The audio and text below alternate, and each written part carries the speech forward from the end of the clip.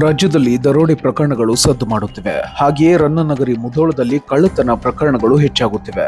ರಾತ್ರಿ ಸಮಯದಲ್ಲಿ ಕೀಲಿ ಹಾಕಿರುವ ಮನೆಗಳನ್ನ ಟಾರ್ಗೆಟ್ ಮಾಡುತ್ತಿರುವ ಕಳ್ಳರು ಈಗಾಗಲೇ ನಗರದ ಹಲವೆಡೆ ಕಳ್ಳತನ ಮಾಡಿರುವ ಪ್ರಕರಣಗಳು ಕೂಡ ನಡೆದಿವೆ. ಕಳ್ಳರ ಕಳ್ಳಾಟಗಳು ಸಿಸಿಟಿವಿಯಲ್ಲಿ ಸೆರೆಯಾಗಿವೆ. ಪದೇ ಪದೇ ಮುಧೋಳ ನಗರದ ಕಿನಾಲ್ ಭಾಗ, ಸದಾಶಿವನಗರ, ಹನುಮಾನ್ ನಗರದಲ್ಲಿ ಈ ರೀತಿಯ ಕದಿಮರು ಕಾಣಿಸಿಕೊಳ್ಳುತ್ತಿದ್ದಾರೆ.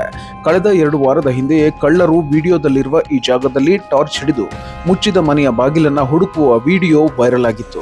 ಮತ್ತೆ ಅದೇ ಭಾಗದಲ್ಲಿ ಕಳ್ಳರು ಕಾಣಿಸಿಕೊಂಡಿದ್ದಾರೆ. ಆರಾಮಾಗಿ ರಾತ್ರಿ ಸಮಯದಲ್ಲಿ ಬಾಗಿಲು ಹಾಕಿದ ಮನೆಗಳನ್ನ ದೋಚುವ ಸ್ಕೆಚ್ ಹಾಕುತ್ತಿದ್ದಾರೆ. ಈ ಬಗ್ಗೆ ಪೊಲೀಸ್ ಇಲಾಖೆ ಗಮನ ಹರಿಸಿ ಎಚ್ಚೆತ್ತುಕೊಳ್ಳಬೇಕಿದೆ.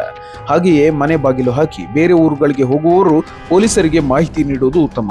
ರಾಜಾರೋಷವಾಗಿ ಸುತ್ತಾಡುವ ಕಳ್ಳರ ಹೆಡೆಮುರಿ ಕಟ್ಟಿ ಪೊಲೀಸರು ಮುಧೋಳ ನಗರದ ಸಾರ್ವಜನಿಕರಲ್ಲಿ ಮೂಡುತ್ತಿರುವ ಆತಂಕವನ್ನ ದೂರ ಮಾಡಬೇಕಿದೆ.